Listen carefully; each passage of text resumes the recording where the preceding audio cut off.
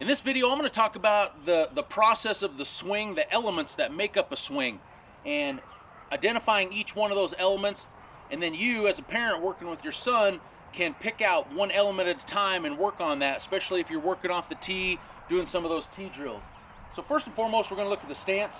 All right, Carver, go ahead and get in your stance. We're looking at feet. You want your feet, a little past shoulder width. Obviously, your weight's kind of balanced, right? Both feet right now. Weight's going to be more on the balls of your feet. Now, if I'm the batter looking at you at the pitcher, if the player wants to stagger their front foot just a little far forward, that's perfectly fine. If they feel like they want to open up their stance a little bit, that's fine, as long as they square it back up when they step to swing. All right, now at this point, when we're in the batter's box, I call this the waggle. All right, whatever that player wants to do at this point, if they want to waggle their bat, if they want to get it up here like this, if they want to drop it like this, whatever works for them, that's fine. That's just going to keep them comfortable and loose. But when the pitch is thrown, the player has to time it up, and that's when the process starts. First thing that has to happen, Carver, go ahead and point more that way towards broadways. There you go, broadside to the camera. The first thing that has to happen is the batter has to load their weight on the back leg, and they have to separate their hands. All right? So Carver, real slow, let's show that. All right, you're going to load the weight onto the back of your back leg, all right? And your hands are going to separate from your body. All right, so let's show that again. All right, the weight's going to load up, and the hands are going to separate away from the body back towards the catcher. All right, here we go. There we go. Now, hold that right there, Carver.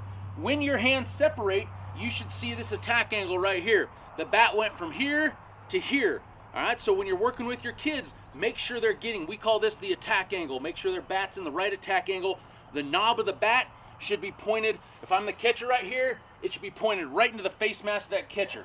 Obviously, if their bat's like this when they load their weight, the angle is going to be wrong, and they're not going to generate as much bat speed and power. All right? So we load the weight onto the back leg. We separate the hands. Now, one thing with the weight load, all right? Go ahead and relax, Carver. With the weight load, some kids may decide to do a big step like this as they're loading their weight and then try to time it up. It's hard. It's hard to do that because if your timing's off a little bit, as soon as they step, the kid has a tendency to want their weight to go forward, and they end up throwing their hands.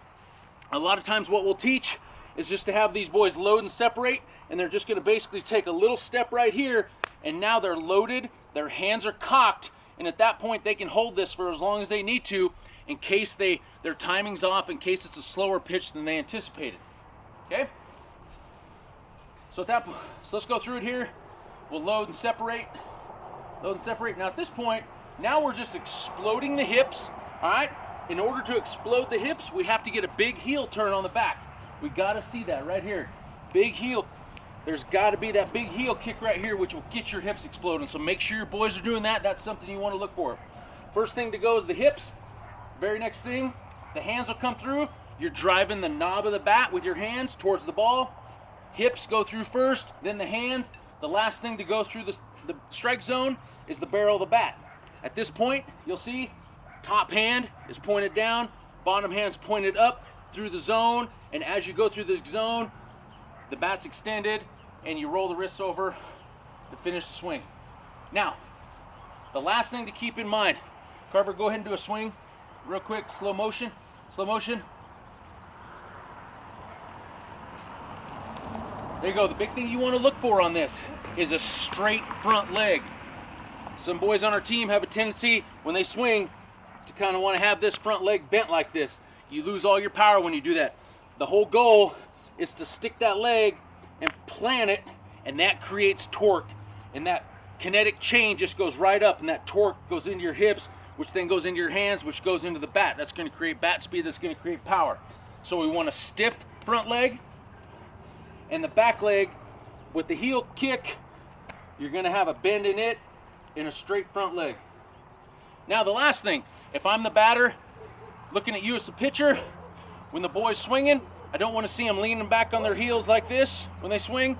I want to see nice balance, but I want to see a little bit of a lean over the plate. Right here, chest and head, down, lean, looking over the plate. All right, one last thing. Chin down on the ball.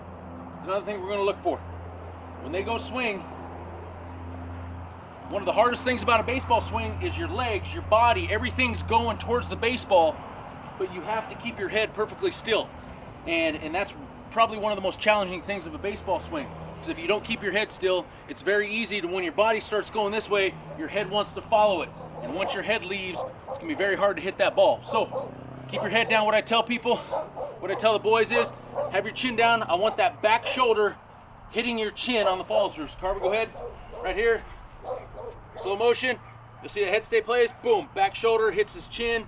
Then we know that the head was down. But keep all those aspects in mind. When you're working on things, pick one specific thing, whether it's the straight front leg, whether it's separating the hands and getting that good attack angle, whether it's exploding that heel.